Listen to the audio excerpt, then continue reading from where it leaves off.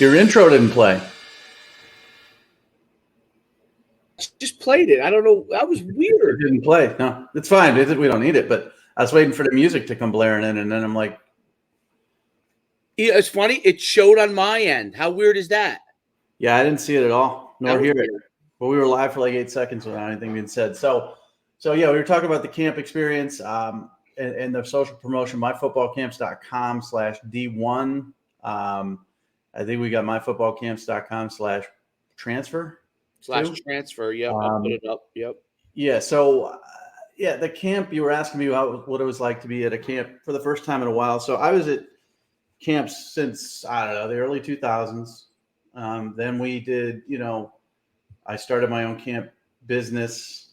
I was at your camps in the early mid 2000s. I started my own camp business, for Rivals. And then that was bought, by Under Armour as this primary sponsor. And then, we moved from there to Adidas, but I was at Under Armour camps, Nike camps, you name it, 7-on-7s, the pylons and all those underclassmen camps like yours. I've been at a billion camps. And then COVID hit.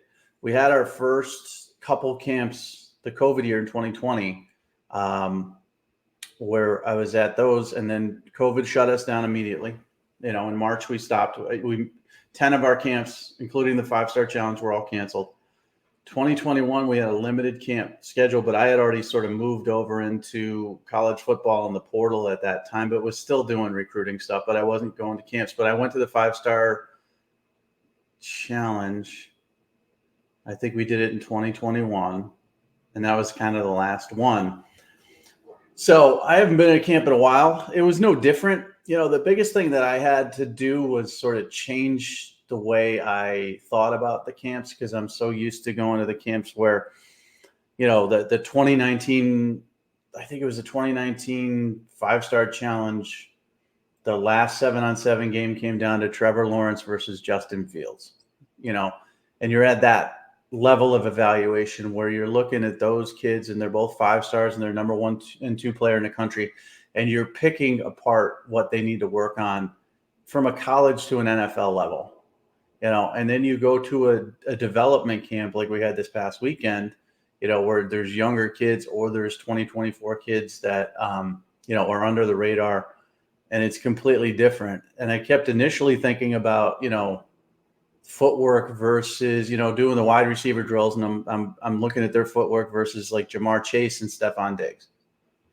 And then I'm like, after initially doing that, I'm like, I have to get out of that. I have to stop that, because those are, arguably the top 2 wide receivers in the NFL, surefire All-Americans in college, on and on and on. So that was one adjustment to me. I had a couple people come up to me and said, "You don't look thrilled to be here." And I'm like, that's just my demeanor. That's how I am. Yeah, no, that's what I tell people. Every camp I've been at my entire life. It doesn't matter who's there. You could have 25 stars at a camp. I mean, we had 5-Star challenges where legitimately between over 3 classes, we had about 45 stars at those camps. And it's the same. I'm just to myself. I'm very introverted in that respect. I'm just watching and evaluating and just coming up with my own thoughts. I'm not a social gabber. I don't talk to a lot of people. So there was no difference there, but people take it as if I'm not interested or I'm miserable or whatever. No, I'm just taking it all in. So it was interesting. I watched your process too. because the last time I think I saw you camps it had to be like 11, 12, that time frame, maybe, Maybe. Yeah. And, but I watched how you went and looked at when they were into like their individual period, how you walked around the stations. And we didn't walk around, but you kind of like maneuvered. No, you find one spot where you can watch. Maneuvering your body. Yeah. Right. So and I used to do that too, even when I was younger. And obviously at the beginning, when they're doing the dynamic warm-ups and stuff like that, I'm getting my steps in and I'm walking around and I'm trying to loosen up. It's cold in there. It's cold. Yeah. But, I keep an eye on who's doing this, who's doing what. And physically, the initial warm-up and stretching portion, you evaluate physical characteristics. Who's this big kid? What position is he? Who's this kid? Is he a 2026 or is he a 2024? big difference. If he's a 2026, he probably has a chance. 2024, maybe not as much of a chance, on and on. And then as you get into the testing is not overly interesting to me, unless I look at the numbers, And Right. so when we tested, we at one point we had a combine / camp. When we moved to Under Armour, it was all camp because those kids didn't want to test. They didn't care about testing. They didn't want a bad time. They weren't trying to impress everybody. They were actually trying to sort of keep themselves impressive. So if they busted up a 4.6, they'd be upset because they think they're 4.4 kids. But before that, we had combines, and I would worry about the testing numbers. I really never saw a broad jump that made me think differently about a kid. The result, if a kid jumps 10.9, then I'm like, okay. But watching him jump 10.9 didn't do much for me. Same with the 40, because that's technique more than it's pure speed. Shuttle, all that stuff. The shuttle would probably be the only testing and evaluation thing I would look at. Vertical doesn't really do a ton for me unless I see him high pointing an actual football instead of hitting a chart or the sticks. But the shuttle, you could see a lot of side movement and stuff like that. But when it gets down to the positional groups and the drills there, then you find one spot where you can watch this position. You can turn around, watch these two positions, and they rotate through. And you make sure, you're watching each of them because, when you started, they had the quarterbacks all in one spot doing one drill, which really didn't have a whole lot to do with quarterbacks, but a little. Then the next drill, maybe more. Then the next positional drill, nothing really, because there's some backpedaling and not gonna see that quarterbacks much. But then you go to the one-on-ones, and that's where you could tell a lot about who can stand out, who does this and that, who closes well. So it's no different than any other process I've ever had. And at the end, meeting and greeting people has never been my strong point. I've always been kind of quiet and reserved to myself. And I make jokes on here, about people throwing DVDs at my head and everybody wanting attention. And I think early in the process, when I first became, a big name at Rivals, that was it. Like everybody wanted my attention. So it kind of like got me to not want people to want my attention because they weren't doing it because they cared about me or my opinion. They wanted their kid to have as much attention as possible. Then I became very, very truthful. Right. And that got me into trouble because, people want to hear what they want to hear. And I'm not talking like with parents. I'm talking super parents. So, like Phil Simms and his kids, I got an argument with Phil Simms over his second kid, not Chris, the other one, about his mechanics and stuff like that. And mostly it's like NFL level parents or college level parents who played the sport don't want to hear what you have to say because it's, anything is sort of criticism and they take it personally. So then I just sort of started clamming up from there. So it was an interesting camp. The impressions I got from it, okay, because, a small group of kids in an area, I was more impressed than I thought I would be.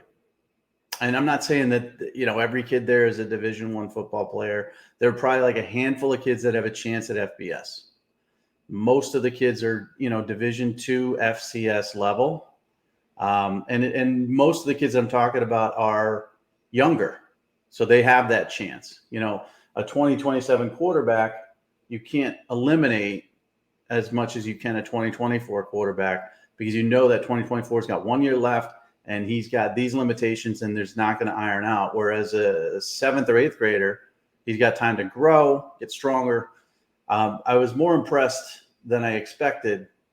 And the competition was kind of good. You could see a lot about kids who wants it, who has that will and want to be better, hustle, all those things that I knew you could tell from camps, even when you're talking about 5 stars, was there and present. I think there's a lot of kids we can help. That's what I came away with the most because I'm in a different business model now. I'm not ranking 5 and 4 star kids. I'm talking about social promotion for kids who are looking for attention and scholarships. And there were more than a handful of kids that I thought we could really help. A couple of them are on the cusp, as we've discussed, who can blow up, and we would speed that process up exponentially for them. A couple of them that nobody knows about or won't even look at because they don't fit into this specific box that we could definitely promote and help. And then a couple of the younger ones that I think could get on the radar early that, don't wait too long until they're heading into their senior year and then it's too late. So that was my impression. Absolutely. That's really interesting. Great take. I First of all, it was great to see you back. I forgot, because I'm like 6'2". I forgot that you were such a big guy as well, which was funny when you first came over. I was like, oh, that's right, Mike is a big guy. I forgot. It's like Always been a yeah, big. yeah. So I was like, oh, that's right. Of course, none of us are in the ballpark of Javon Parker, the D line coach, who is 6'6", 6'7", who played like 5 years in the NFL as like a 3-tech nose guard. Um, but what was really I thought was great about the combination of the two of us, and I think going forward we'll definitely strategize how to make that a norm. It may not be where you're always there, but to be able to leverage the capabilities, right? Um, was the fact that like your style is different than my style, and it worked really well. I'm a camp guy, right? And now we're doing the promotions together to help these kids, but also now we're starting to rank the kids as well on our end. So I think there's like a powerful combination thing. So and kids came up to me and asked me, will it be like? I said, the first step is we'll have a watch list, and some of the kids who stood out here are definitely going to be in that watch list. And then we continue to see how you progress, and then stars can come from there. There may be one or two kids initially that we probably could in the younger age group that you could tag stars to, right? At the younger group, but I thought it was really interesting. The second observation was camps wise. So many years ago when we started, we were national underclassmen. I think we were focused mostly 9th and 10th graders was our sweet spot. But now it's really pushed to almost like 9th and 8th. I noticed a lot of 9th and 8th, right? I think you probably noticed that, right? As I was coming through and you're like, oh, this kid's pretty good. And he's like, I'm 2026. And I'm like, whoa, okay. Or I'm 2027. I'm like, well, all right. Because the old mind frame, and you probably think the same way, like you were looking originally in the old days, juniors mostly, then it did push down the freshmen and sophomores. And so those are like an older, more mature group, the sophomore group, right? And it was interesting that there were so many 9th and 8th graders as a part of the process, which kind of also tells about how recruiting is going as well.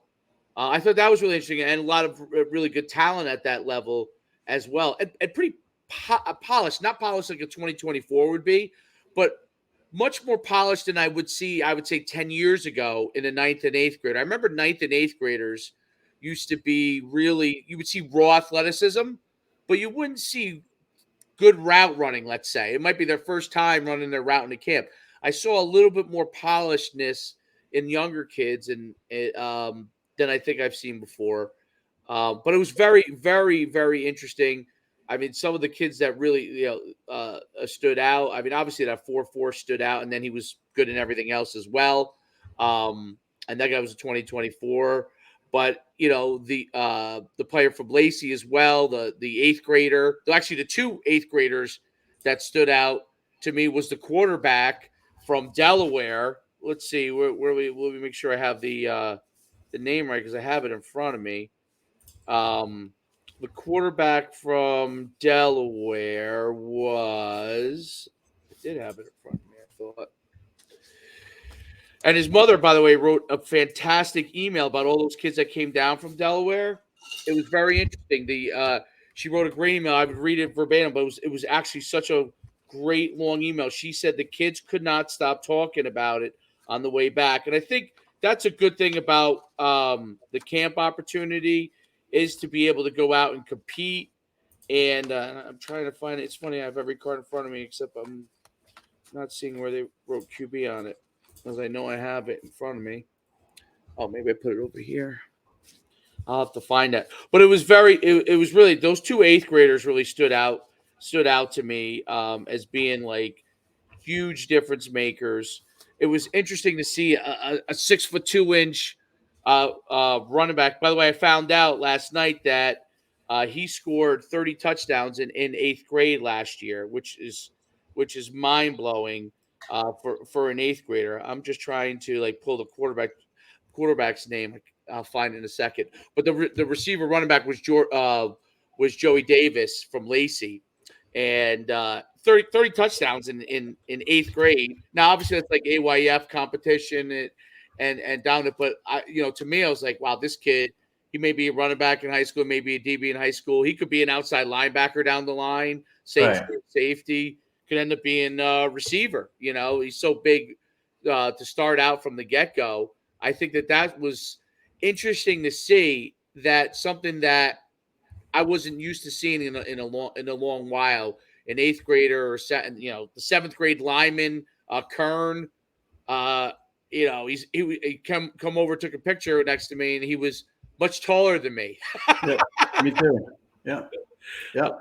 I was like, wow. So those are the things that you start to look at when people are trying to figure out, like, what do you look at in a younger guy, right? It must be potential, right? Like the frame, do they do certain things well? Are they already of a certain size? Does that, is that a big deal? And do they have the skill sets already? That's the thing that was mind blowing to me. And I didn't realize till after, like the receiver from Toms River North, Nasir, who ran a 4.60. Like Toms River North is so loaded. He played a lot, but he's only a 2026 or 5, and he's still working within the system, and he was dominating. He was the receiver MVP at the camp. It's amazing to see how those kids were competing. So, yeah, and size is the first thing. So when I go to camps, and it's been this way since the very beginning, that's why the dynamic warm up, you just sort of size them up and then you see what positions they go to. So, like the running back you're talking about, 6'2" kid, he goes to running back and you're like, interesting. And you and I talked about it. They want him to get touches. So he's not, I don't think he's a running back at the next level. right. I think he'll be, like you said, a wide receiver or a DB or a linebacker or something like that. It depends on how he grows, but that's the first thing that pops into your head. And it's with everybody. It's not just me. It's Nick Saban. That's how they initially evaluate somebody, is based on your size. Then there's the outliers, who aren't very big, but they pop off a really good time. Like AJ Bosch, the kid who ran the 4.4. Yep. Now he's a 2024. He's not that big. He's 5'9", 170.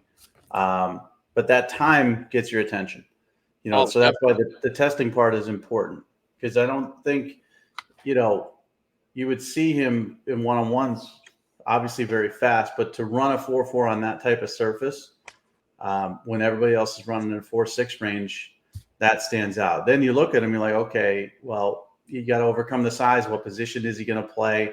Is he too small to be a wide receiver? Too small to be a corner? Or can he be a slot? Where's he fit? And then honestly, the skill comes in after that. If you don't have the testing or you don't have the size, you better be really, really good at something to stand out, whether that's making acrobatic, crazy catches. Maybe you're a 4.6 or 4.7 kid, but you're very angular and you can adjust to poorly thrown balls, or you got great hand-eye coordination, or you drop in coverage so fluidly, or whatever. So those things kind of are what will stand out. But camps, for the longest time, when you started the underclassmen camps, there weren't any. Nike rarely invited underclassmen. They had to be really special in the early 2000s. You were evaluating most of the kids that were heading into their senior year, and that's how recruiting was. Then camps became honestly more about underclassmen than about those other kids, because offers started coming earlier and earlier, and kids had offers in ninth grade, and they were already on the radar. So when I look at the camp like this, if I see a kid who's a 2024, who doesn't have a whole lot going on in recruiting, but I think he's got skills, and he may be one of those guys that doesn't fit, the size like AJ, but he's got the speed. I think the social promotion could help him Yes. find a home. Because no one's going to know he busted off a 4.4 at your camp. I mean, he tweeted it out, but nobody's going to see it. It's like, nobody's going to hear or see that. He's going to need the legitimacy of two dudes who have been doing this for a very long time to say, yeah, that was a 4.4. I mean, you were on the clock for it. I believe it was your watch, and you saw everybody else go and nobody came close to the 4.4. So that's legitimate right there. Because how do you know who's timing? How do you know it's measured off? It's not 38 yards and 40 yards. So they need the legitimacy of someone who's been doing it for a long time to actually put that number out. And then, to have us say this kid can do something, whether it's FCS, because I think that's probably his sweet spot as a 2024. But if he was a 2026 and he's 5'9", then you still have the growth potential. Maybe he could get to 5'11". Maybe he could get to 190 pounds. Maybe he'll even get faster. And that's where the promotion works on a long-term basis for underclassmen too. But it's needed. I mean, so every kid there, I could see maybe 2 kids out of that camp get offers on their own. And I'm talking Power 5 offers. Maybe 4 kids, 5 kids be at the group of 5 to Power 5 level. And then everybody else is scrambling for FCS and Division II, which is fine. It helps pay for your school, and FCS especially is with the transfer portal. But they're going to have to fight tooth and nail to get anything. And that's where the promotion is going to help them quite a bit. So we saw a couple of kids that, I think we could get offers for within a month, maybe 2 weeks. Yep. And then we saw some kids that it would be a long 6-month, 7-month grind to get them where they need to be, like Calicari, but we could get them there. But without the promotion, I think they're going to struggle on their own because it's great. One kid went to a camp a couple of weeks ago and he got a bunch of colleges following him on Twitter. That's great. But having a social promotion from us where we're putting out the video and talking over it, it's better than follows. It's actual evaluation. And so what I came away from this camp was, a lot of kids we could help. A lot of kids need our help. And I think, that's going to be the case for any non-all-star camp out there. Absolutely. When you have, they like to say under, what do they call them? Under the radar guys, right? There's a whole business built under the radar videos from it. And that's what you have, though. You have an under the radar person, but has the ability to get there, or just needs a boost, or is it a place that people don't travel to go to that often. Only a few schools go to. The kid, the Delaware thing is always an example because it was interesting because there's a lot of there was like a crew of like 8 or 9 Delaware kids, and the quarterback who's the 2027 Jamison Tingle. He went 8'11" on the broad as a 2027 in a 4.85 and had a cannon arm already as an 8th grader. Is listed as 6'1", 185. That's a guy who will benefit tremendously. I mean, already has the potential. But it was interesting because I brought it up to you, if you remember, at the camp. I said, remember the old it was Red Lion, then it became something Christian school where it says Red Line and it became I forget what they called it. I know. Well, they were the Honey Badgers, but I can't remember what the school was. But they had, the quarterback that had got offered in 8th grade. David Sills, yeah, Sills and all the kids. And, I remember Sills' father adopted one of the kids who went to Mississippi State. He had the hyphen Sills last name. And Delaware used to have nobody ever get offers. Then they got offers. I thought it was interesting when they brought those kids because I was like, a few of those kids they were young guys. They could be offered guys. And these are the things that you have to do if you're not from a quote unquote normally recruited spot, but it does make a difference. So that's where the promotions make a big difference in that same exact kind of way, but even more powerful because of the experience we have. And then a funny other thing I thought about was when you're talking about how you when you would go to camps, you kind of stay in the same spot. I remember, I don't know if you remember this, but we used to run those Ultimate 100 camps. It would just 3 days or whatever. And one was freshman, I think it was freshman, sophomore, junior, or something like that. We did it. And I remember one of them was in Atlanta. I can't remember the school, but it was right outside Sandy Springs. And it was so blazing hot. I remember Jeremiah George, his shoes were actually melting, who went and played in the NFL. He was at that camp and went to Iowa State. And he was telling me, he's like, my shoes are on fire. I'm like, what do you mean? He's like, no, they're actually melting. He's like, they're actually melting. Yeah. I'm like, oh. And then I didn't know what to do. I turned around over, and you used to take the towel, and you would get the water and you put it on it, and you put it over your head. Yep. I saw you standing in your normal spot with the hat on, like you always have, with the rag over your head. I said it must be blazing hot because Mike has the thing on his head to keep himself cool. Some of those camps, I mean, and there was one particular summer, and that might have been the summer, but there was a Top Gun camp in Richmond where it was legitimately on the field 118 degrees, and that field turf rubber, makes it even hotter. And yeah, I don't miss those days. There was also Top Gun did a camp in DeLand, Florida. And all these big names. It was Top Gun at that time, had the Sharif Floyds of the world and, a bunch of 5-star guys, Ari Quandro.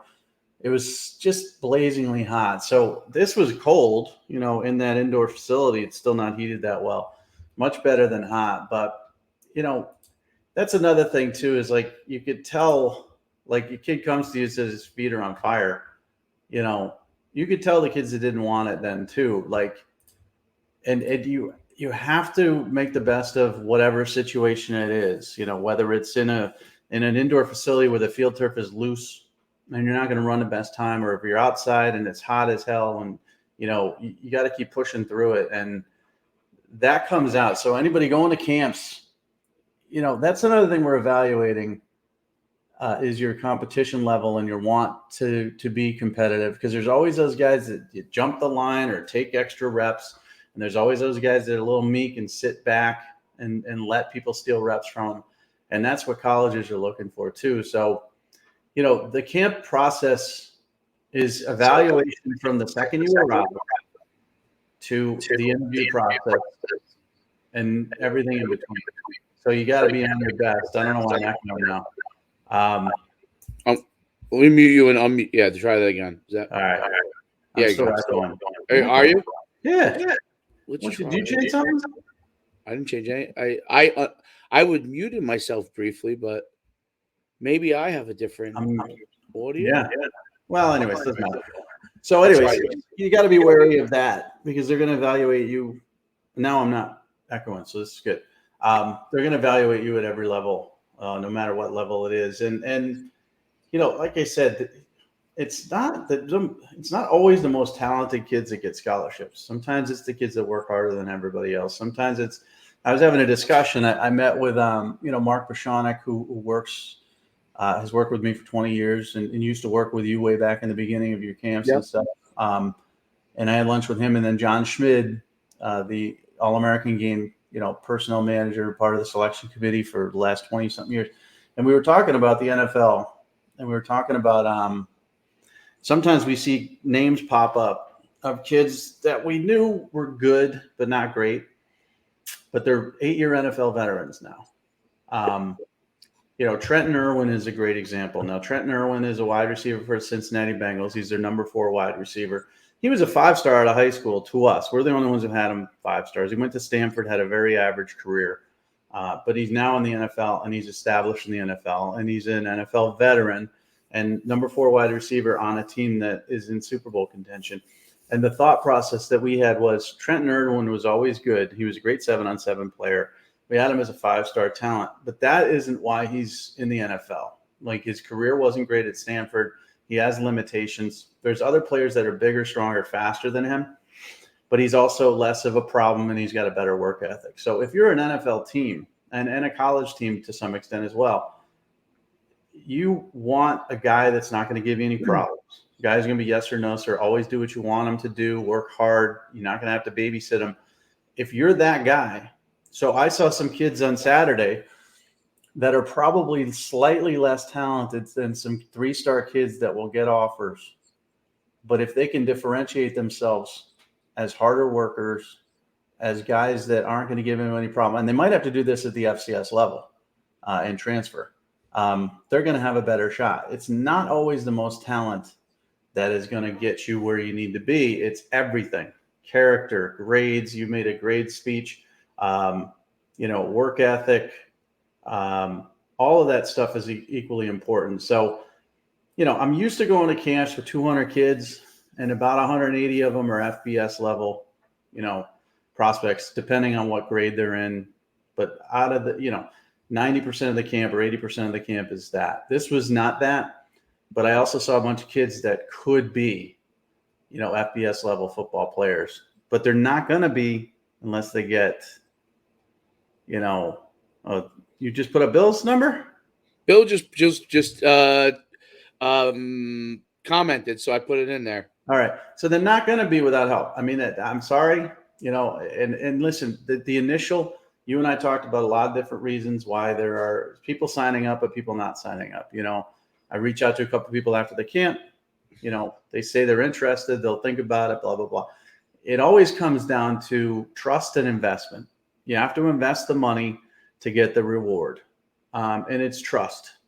Do I trust these people? Are they just taking my money? Are they just going to do, a couple videos and forget about me, blah, blah, blah.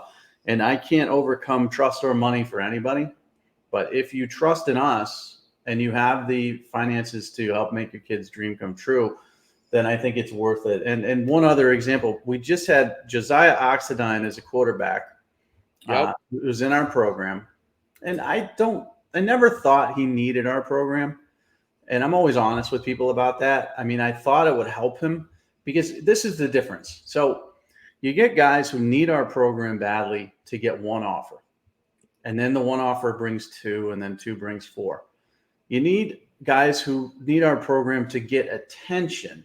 Now, they've already got the attention of a lot of colleges, but they're not at that level where they're mentioned with like this. Josiah Oxidine is not mentioned with all the other great 2026 quarterbacks. Okay, like you could name off probably 10, 20, 26 kids, and he might be 12th or 13th in most people's lists.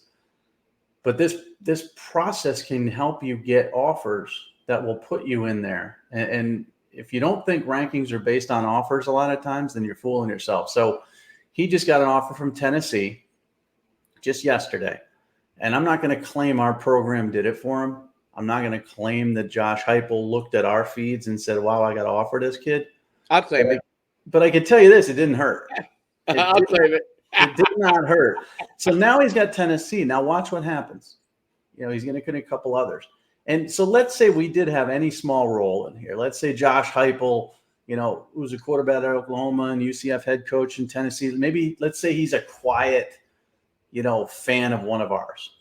Okay. Which I don't think he is, but let's say he is. And then he saw it. And he decided to offer him.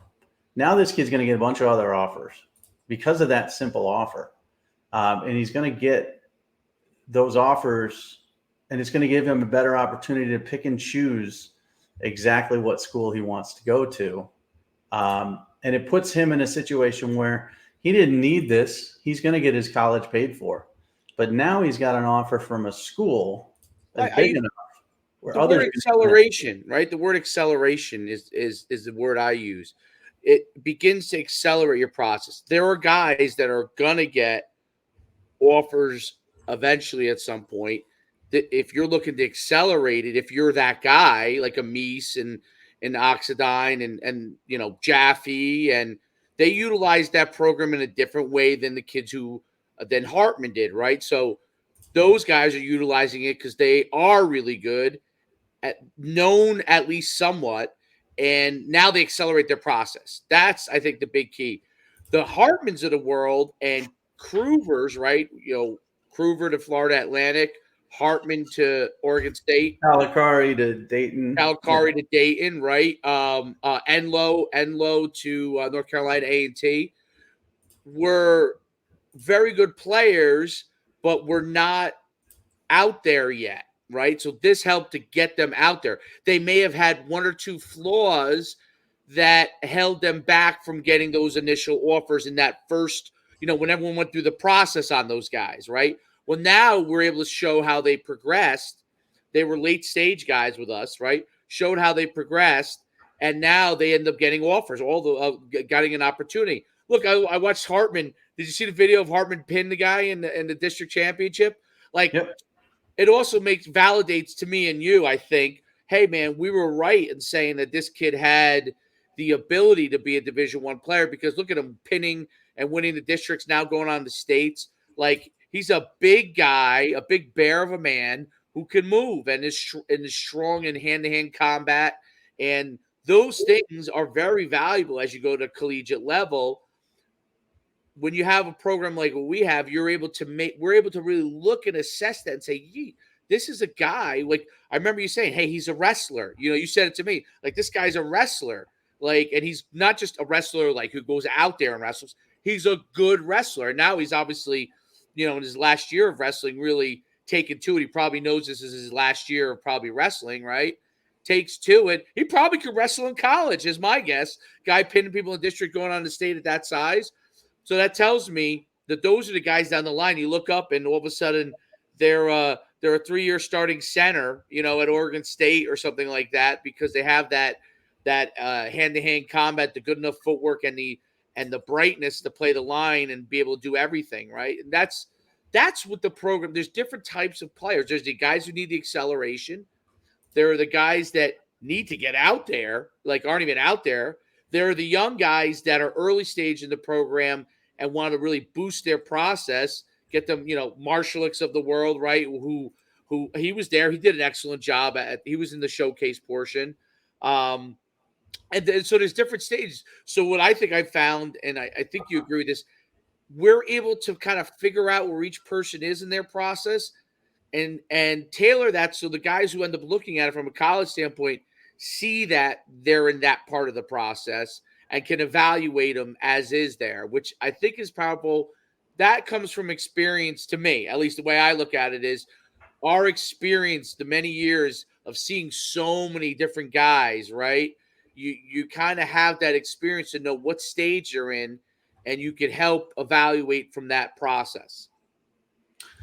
Yeah. So, I think everybody or most of the people who have signed up for it have been happy. We've had some one-timers that, have gone on, didn't want to do, anything beyond the one time, and they've gone on to, maybe lesser than I think they could have had they done the 6 month. But that's, that's nothing I can do about that. And I think it comes down to eventually just like, we could tell you about it over and over again. We could, give examples over and over again. We could talk about it in circles, and it comes down to, do you want to make this investment or not? And I always come down to it. I don't have kids. You have a 7-year-old, but if I were a parent, I would do this, because there's nothing that's going to stop me from trying to make my kid's dream come true. Not $1,000 or $2,000 or whatever. I'm going to invest it. If I lose it, whatever. If my kid doesn't get what he wanted out of it, or if he doesn't get to the level he wants to out of it, but it's just such a good investment, just in case he does get everything out of it. I mean, the Enlows you mentioned, we still got Chase as our other guy, and we're retweeting his videos, and we got videos coming up on him and stuff like that. And he's in a better position than Bryce was, because Bryce came to us late. But Bryce going to A&T is great. I mean, that's great. He had nothing before, and now he's going to HBCU, great college. His brother will probably go a little bit higher level than that if he decides to, or he could go to the same school, because that's what brothers tend to do. They're happy, and I'm sure it wasn't easy for them to like hand over money to us, and there were no guarantees. We've had some people ask us, specifically about guarantees, And I told him flat, I'm like, listen, you want a Division I scholarship, you want a guarantee of a Division I scholarship, I'm going to charge you $30,000. Because a Division I scholarship is worth $250,000 to $300,000. So I'm not going to charge you $1,000 to get that for you. That's ridiculous. Yep. And if I'm going to guarantee that, I'm charging you 30 grand. I'm not guaranteeing that, nor would I ever. So I'm asking you for this amount of money for us to cut up these videos, put them out there, put our name on it, and get you the attention you're looking for. To me, it's a very minimal risk investment. But, we're in a crap economy.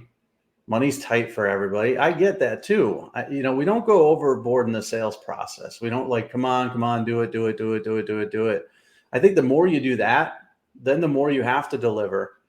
And I don't feel comfortable doing that. I feel comfortable saying we're going to promote them as best we can.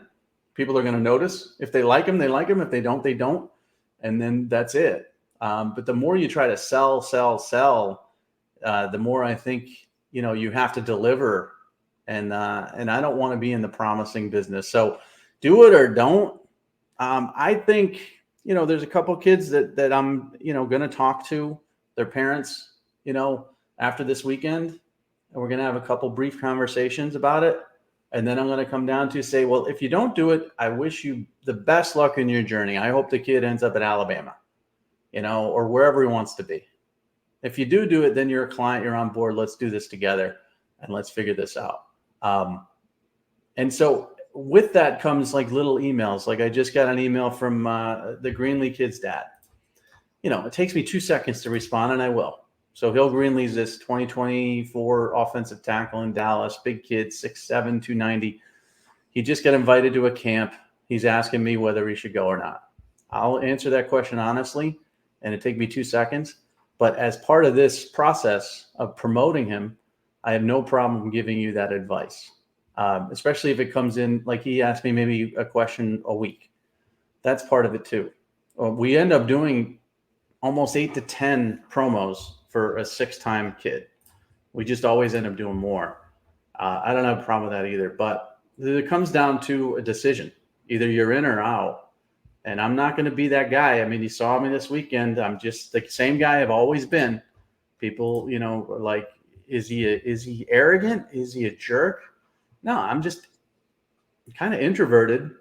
Yeah. And I don't want to sell anything to anybody. So do it or don't. It doesn't People matter don't to me. expect you to be introverted because I know, because I have to put on this show. I had to do it very early in my career. I had to put it on radio, on ESPN. I was on ESPN in 2003, national television. I had to be this guy, who was very outgoing, and I play it off like I'm a grumpy guy, which I am, but I had to be outgoing. So people, when they meet me in person, are like, is this the same guy? He's awkwardly weird, but that's who I am. Well, I say if you watch our podcast, I always, you got to meet Coach D, who is my he's my director of operations and stuff, and he was working with what position did he work with that day? Oh, he was working with the defensive players, and is he the one with the beard? He was the shorter guy. He had the beast. He had the NUC sweatshirt on. Oh, the old one, the old sweatshirt. Not the old, the gray, not the gray one. That's the line coach. That's the guy with the beard, the gray with Tom Risk, who's been with me. Yeah, he was working with the O lineman, I think. He was working when you were at camps. He remembers. He always says to me, he always brings up. He's like, remember when Mike had the it was so hot that he had the towel on. We always bring that up because he was there. But the younger guy, he's probably, I would say, he's mid-30s, had the black sweatshirt on, about 5'9". Yeah. He's he was working with the linebackers. Right. Yes. So he always watches the show because he works with me, and he knew your personality from watching the show. So I said, if you watch the show, our show, you see what we talk about, how we kind of it's different than when you go on Childer's podcast where you're talking about a specific thing. Here you're talking, it's a little bit more laid back approach where we're talking about, the promotion or whatever we're talking about college football at the time. And you got a little more insight into your personality, which I think is great. So people, if they watch this, they'll know your personality better and they'll get to see it. But you wouldn't know because even here, like even though you're introverted, you're very personable, and it doesn't. You would never realize that someone who's on TV so much. That's one of the things that people don't realize about when you're on television, like you have been so many times, that there's you have to talk when you're on television, otherwise there's no programming. So you can teach yourself to do that even if you're introverted. You know what I mean?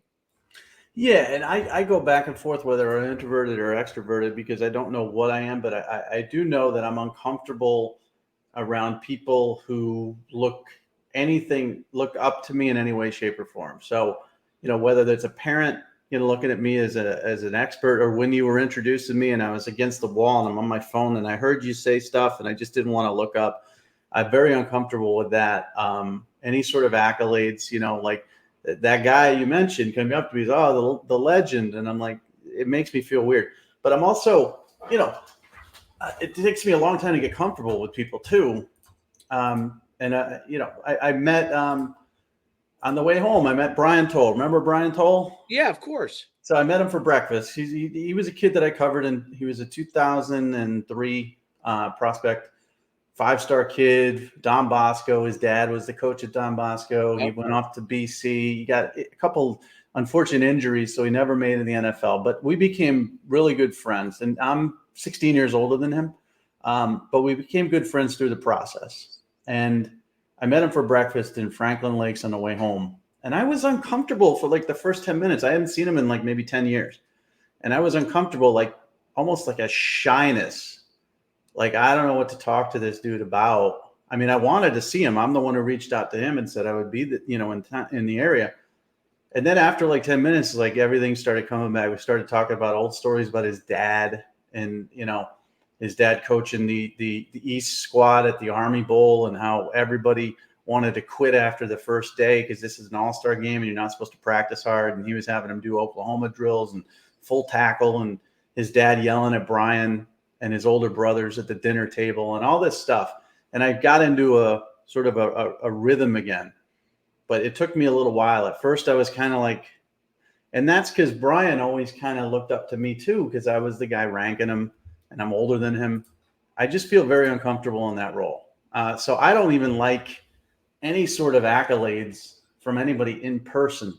Online, if anybody says, yeah, you're the best evaluator I've ever seen, which people don't, because on social media, it's all about how much you suck. I'm much more comfortable with the online you suck portion of things. But in person, I'm very uncomfortable with anybody who sort of looks up to me in any way, shape, or form. So that comes off too in these promotions when I'm talking to people. They're like, we really respect your opinion. We want you to help us. And I will, but I'm like, I don't, I'm not going to pick up the phone and call you and talk about it because it's just not who I am. So maybe I'm odd. But I think it comes off as arrogant. I think it comes off as a real jerk. I think it comes off as like I'm the king of the world and nobody else should talk to me. And maybe that's what it was when people were throwing DVDs in my head. I just wanted to get out of there early because I didn't want to talk to people, partly because of my awkwardness in that respect. But I can hold a conversation. I can talk to anybody. It's just I'm uncomfortable with it all. So that when you asked about the camp, that was the part I was a little uncomfortable at the end, taking pictures with kids, because their parents knew me and looked up to me. Weird, but I still want to help these people. Like I want to help everybody who signs up for it. I don't want them not to be successful. I mean, why would I take their money and then feel good about myself if they didn't get at least an honest effort out of us? They're going to get that at the very least. I've been surprised at how much success we've had, because remember the first one we had come through, I did an eval for, and I'm like, I sent it to you. And I'm like, am I seeing this right? This isn't good. This is not good. There's nothing I can really say here that's going to make this anything beyond, Division III.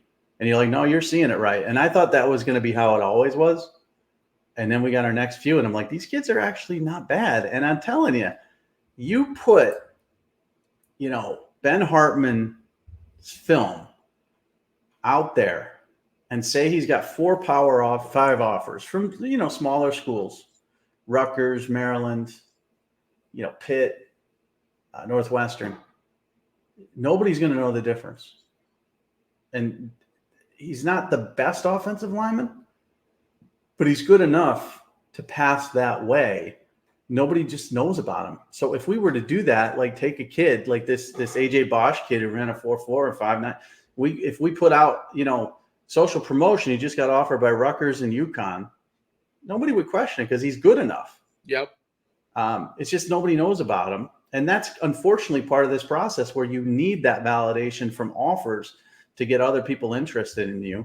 And we're not going to make those up, but I'm telling you, there's not as big a difference as I thought. Yeah, of course, Trevor Lawrence to the quarterbacks we saw this weekend, a bit of a difference, but that's the number one pick in a draft. But a 3-star kid in that same class who maybe went off to Iowa State versus a couple of the younger kids we saw, there's not a big difference at all. I agree with you. And the change of the guard, especially the quarterback position, and how they choose the quarterbacks, I mean, it has to be vastly different than when you first started. I mean, you got guys that are 5'10" getting D1 offers and guys that are 6'5" getting D1 offers at the quarterback position. There used to be a standard kind of size that was a bare minimum, right? That quarterback has changed depending on the college style of offense, right? So what they're running kind of more dictates to what size they can get away with. I mean, obviously everybody wants to have a guy that's big and can run too and has a cannon arm. But you point right to Josh Allen, and he didn't even get the offers coming out, and he was big and could run and had a cannon arm. So it was kind of like those things. Like Josh Allen, I'll use him as an example. If we had this promotion back when he was coming out and we were doing it, he would have had at least 5 to 10 offers easily. And it's just because as the guys go through the process, if they get a guy they want, of course, especially quarterback has limited number of offers, right? They get a guy that they get hooked in, the staff buys into. They're not even looking at the next guy unless he's so much better than the person they have. And it's just that's how the process is. That's where the promotion helps so much. I mean, it makes a difference to be able to get them out there, and almost a validation too for those guys that were not necessarily in the process. Listen, I had college coaches reach out to me and some other guys and said, Mike Farrell is doing the promotion of players now, and I said, yeah, like he's like, they're like, it's so interesting how he's taking what used to be his model with like the 5-star when you would have, talk about the benefits of a top guy, right? Like what he did. Because I remember your old videos on that stuff, I don't know, Noel Divine, you know what I mean? Like, Yeah. oh, well, how he changed his direction. Ain't nobody like that back in, the greatest highlight video of all time, in my opinion. And, I remember that video when you did it on him. Now you're taking that similar process, but applying it to those players that we have coming across to show what they can do, that the guys that have the ability, what they can do. And it's very intriguing because now the truth is you were evaluating 4 or 5 stars, right? What schools were going to look at those? The probably top 10 schools in the country, mostly. Okay. But if you were at Pittsburgh, you might not feel like you could get that guy. So there really is a huge benefit with what we're doing because, Pittsburgh is still looking for a guy that has the capability maybe of a 4 or 5 star, but is either not yet there, for some reason, everyone keeps telling Pittsburgh or West Virginia or I don't know, Maryland, right? You should look at these guys. You should compete with Alabama for those players. But they know that maybe they might get one. They might win one of those battles, but they're not winning 15 of those battles. They're going to win maybe one battle, and they got to fill out the rest of their roster with those 14 other guys that have potential. So if they go against Alabama down the line, maybe they can pull an upset. Maybe they can compete, right? And that's what I think is unique. You're taking that skill set evaluation you had with the 4 and 5 stars, and you're applying it to players that a lot of other guys still have to value. There's plenty of Division I and FCS schools that are looking for the right guys for their program, and we're helping to facilitate that in the right way so they can maybe see those attributes. Yeah, and the other part about that too is like if you see a kid in our promo, honestly, if you're a college coach, and again, I don't expect any of our promo kids to ever go to Ohio State or Alabama or, even the tier 2 blue bloods, and I count like Florida State as a tier 2 blue blood right now, and they could be back to tier 1. They just won 10 games this past season, and Mike Norvell's got them rolling. But the blue bloods, the Ohio States, the Michigans, the Texas, the Alabamas, Georgia now, USC. I don't expect any of our kids to ever go to those schools ever. They don't need us. They don't need this. Nick Saban's not even on Twitter now. Of course, he's got Bob Melton and his other guys evaluating this stuff, but they're not looking in our timeline for guys. But what happens is you mentioned the Pitts and West Virginias, and Maryland's and Cincinnati's and all those schools. If you see one of our guys, honestly, my theory as a player personnel developer, I would invite the kid to a one-day camp workout in the summer. I wouldn't make him go through the 4-day team stuff. I would take a kid and I would say, show up. You got to pay. Obviously the summer, you got to pay $80 or whatever it is, and let's evaluate you. And I would do it just simply because.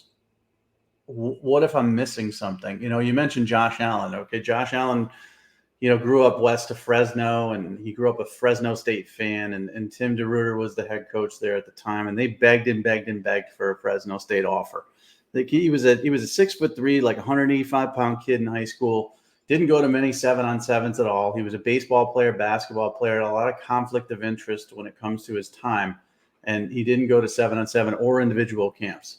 And they wanted to go to Fresno, and DeRuyter said, no, I'm not interested. San Diego State wanted him as a walk-on, but they said, even if you come here, you're not going to play, So he ends up going to Wyoming, which is obviously down a level at FCS at the time. And, he turns out to be a first-round draft pick and one of the best quarterbacks in the NFL. Just in case you're going to miss some, you might see somebody like that, and you might fall in love with what you see in person, and it costs you nothing. In fact, they're paying you. So anybody who's in our program, I tell college coaches, just invite them to summer camp. You got nothing to lose. We're not going to trot out some kid. We evaluate this film. We don't take anybody. If you can't, after that first one, I was like, we're going to look and see. And we're going to be honest, right now, I think your FCS level or Division II level, or, your goal should be, group of 5 or preferred walk on at a Power 5.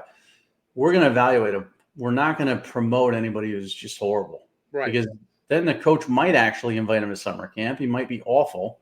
And then he's going to hit me up and say, well, why are you even promoting this kid? It ruins any credibility you had. So we're not going to do that. So if you're in our program, it's first of all, it's we accept you as well. It's not like we're, asking you to pay for the program just because we want the money. Like we're not going to invite you to the social promotion unless we think you're, at least FCS level. But if you're looking at these, just invite them, because you just don't know in this day and age who you're going to miss and who you're going to see and who you're going to like. And, Bryce Enlow is a good example. He ended up at North Carolina A&T. He's not the fastest, not the quick twitchiest linebacker. He's not the tallest linebacker. He's not the longest linebacker. He's not the most athletic linebacker. He's very good at, reading the play instinctually. He's football smarts. He would be a kid, I think, if he got on earlier with us, and we didn't exist. He was one of our first guys, so it's not his fault at all. But if we had him as say, he was a 2023 and we got him in 2021, we could have placed him even higher than that and given him more options. And I just mentioned all the limitations he may have as a football player, but it doesn't matter because he would have got to those camps at Syracuse and UConn and UMass and Boston College and Rutgers, all those regional camps, Temple, had he wanted to, had he been able to pay for those one-day evaluations. and he probably would have ended up getting a bigger offer. So it's both sides. I mean, colleges, and I don't think any college coaches are spending their time on a Monday afternoon watching this. But if they are, invite these kids to summer camp. It's not going to hurt you. And for players themselves, know that this is a 2-tier evaluation. It's us evaluating you. I always ask kids. I had a 2026 father of a New York quarterback. I asked him to send me the film, and I thought this kid would be a good candidate and we could help him. Now, he hasn't signed up yet. I don't know if he will or won't. I'm at the point where I'm going to say, if you don't, I wish you luck. If you do, let's get started. You send me your film and you're not good, my response to you is going to be, I don't think we can help you. Not in a bad way. Not that you suck and we can't help you. Just, I don't think this program is a fit for you. So we're evaluating as well. So we're not, let's put it this way. When I was inviting kids for the 5-star challenge, I was extremely picky. I had 8 quarterback spots for 4 teams, and I wanted Trevor Lawrence and Justin Fields that year, the number 1 and 2 players in the country. And my other 6 quarterback spots were going to be 5-star or 4-star kids. That was an extreme level of pickiness. This, if I think you're okay and I think I can help you, whether that's D2 to FCS or FCS to Group of 5, we're going to do it. And we're going to be successful doing it, I think. We got to wrap it up, though. Yeah, no, that was great. I'll tell you this. What was really good is that we covered, and I had it here transfer portal, but we could talk about that next week a little more, because obviously transfer portal, we've had players reach out to us. They're trying to figure that out. We got a guy, James Hogan, the kicker. So this is a great example. He's a lacrosse player. He hasn't played college football. His dad hits me up. I say, send me the film, because I'm not going to just say, okay, give me your $300 for the portal, promotion, and have this kid, hook 18-yard field goals or whatever, 25-yard field. He sent it to me. The kid's got a cannon of a leg. Cannon. I mean, he's hitting 55-yarders from the right hash. He's got that natural draw to it. Now, again, he could go out there and play for some team and miss his first 8 field goals. I don't know. I don't know about kickers, but I know he physically can crush the football. And he's never played college football. So he's in our program. Already the dad got back to me and he said, he got a bunch of coaches that are interested. And interested, he's already getting people to DM him and stuff like that, which is great. But that's part of the portal product. And that's probably the biggest reach that you could find in the portal. A kid who's never played college football. And I guarantee you, he's going to get a walk-on offer. I'm not saying scholarship kickers are very hard. Half the schools don't even scholarship kickers, and someone who's never played college football is not going to get a scholarship. So it's very unlikely he's going to get a scholarship, but he's going to get that preferred walk-on status at some school and get an opportunity to win a college kicking job. And that's all you can ask for. So the portal one is equally important. If you're good enough, though, because if that kid sucked, if he couldn't kick, I was just being like, we can't help you. And that's what I'll tell you. So send us your film. If I think I can help you, we get random film. As you know, you'll just get a huddle link in your DMs, right? Or an introduction. My name's such and such. This is such and such. Here's my huddle. You won't get like, hey, I heard about your promotion. Can I sign up for it? You don't get that. But if I respond to you and say we have a social promotion that can help you, it means I've watched your film and I think we can.